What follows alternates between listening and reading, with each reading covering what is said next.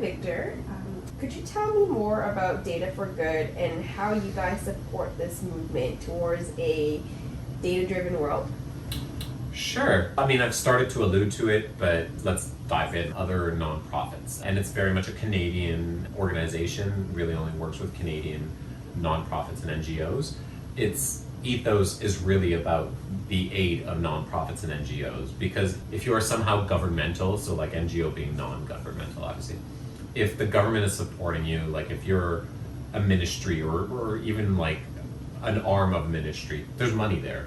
So like we don't need to help you because you don't have to go beg for funders, and like you probably have to plead your case just like any business unit or any division would have to, but it's not like you have to go to the market and try to get money from individual funders or big donors kind of thing.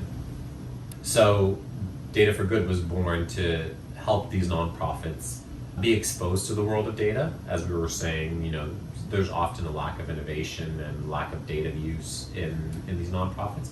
So we thought, how do we expose them to the treatment of data science to your data sets? And very often what we found when working, especially at the start of Data for Good, was, as you might imagine, everything was about fundraising. So how do we maximize, how do we optimize, where do we market best, what are the geographies that we should go to, where do we find massive donors? Because you might think like being on this street, walking around, you see those late teens, early 20s with a clipboard and a smock on, and they're trying to garner some kind of gift for whoever. It doesn't actually matter which organization, but it could be for blood drives, or it could be for sexual trafficking, or it could be for hate speech, whatever. It doesn't actually matter. But there are many that are out there volunteering doing that to help an organization. You might see that as a typical person and believe this is how they actually get all of their donations, when in reality that's probably like 20% of the donations that they end up getting. There's institutional or corporate donations that some organizations will do. Like if you align with the corporate goals of somebody, they may give you a large gift. But really the big chunky part of fund drives is quite literally huge donors. Imagine you're near end of life and there's a cause that really speaks to you. You may leave a portion of your wealth to some cause. Usually it's hospitals, right? You see this very often. If you go to Hospital Royal in Toronto, you'll see family names in like every cancer ward and a lot of the like emergency areas. It's like some very wealthy family donated some money and now you get your name up on the thing. It's not always about getting your name up there, but it is. It's a cause that means something to you and your family. Maybe like if it's a cancer ward, maybe somebody in your family had cancer and they were helped by that hospital, so now you want to give back.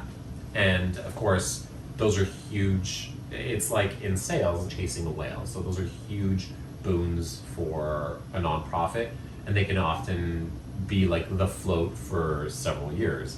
So think of like a large foundation. They want to get those kind of donations as much as possible. So you may have the most senior people there chasing those down, and then almost the rest of the entirety of the nonprofit is chasing smaller gifts and smaller donations and corporate money as well. That leads to most of the work that Data for Good did at the start was fundraising. Well, not fundraising per se, but helping optimize fundraising.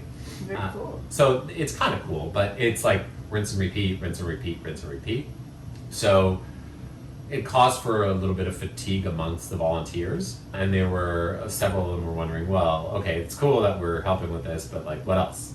Another chapter, not the Toronto chapter, was born, the idea of like projects and mini projects that were either longer running or short, but just with volunteers.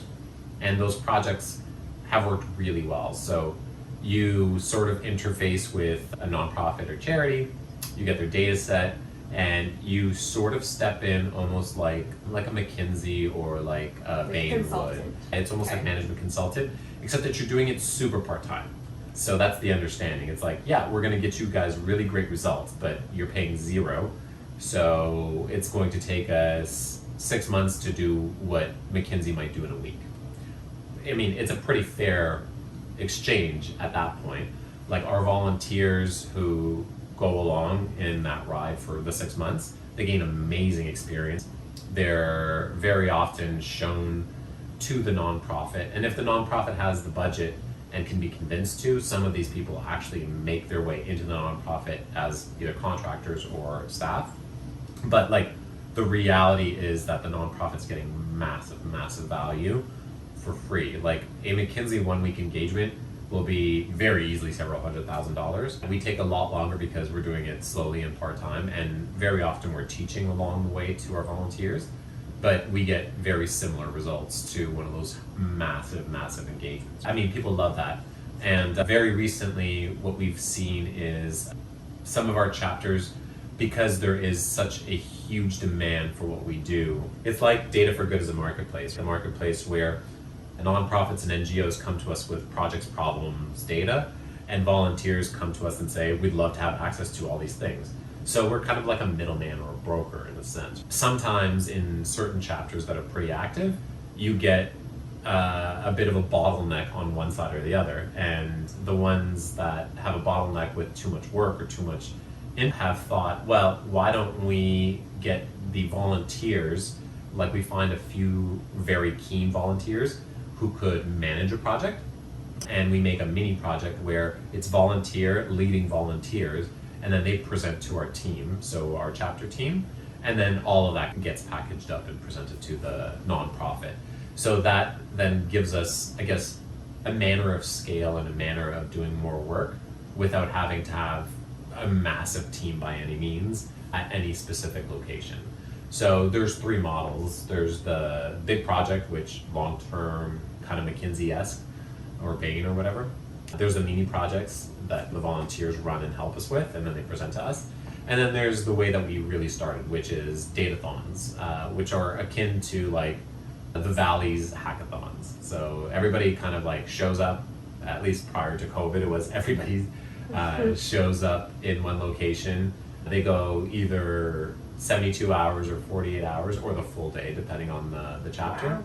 And they try to answer several questions given several data sets from a nonprofit. So there's a lot to be done on intake of that data for our chapter teams, in that they have to coach the nonprofit, they have to tease out the questions, they have to clean the data, so that when the data happens, all these people can now like rush in and basically solution, rather than have to do all of that discovery work, which is what technical people don't want to do anyways. I think we're well over several hundred nonprofits that we've helped. Very cool. Something like 15,000 volunteers that we've helped.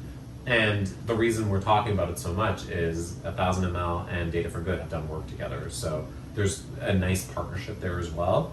And there's a lot of benefits to what 1000 ml has in the nonprofit world. The understanding of documents, document intelligence, contract management, our no configuration chatbot, all of that stuff fits really well into nonprofits.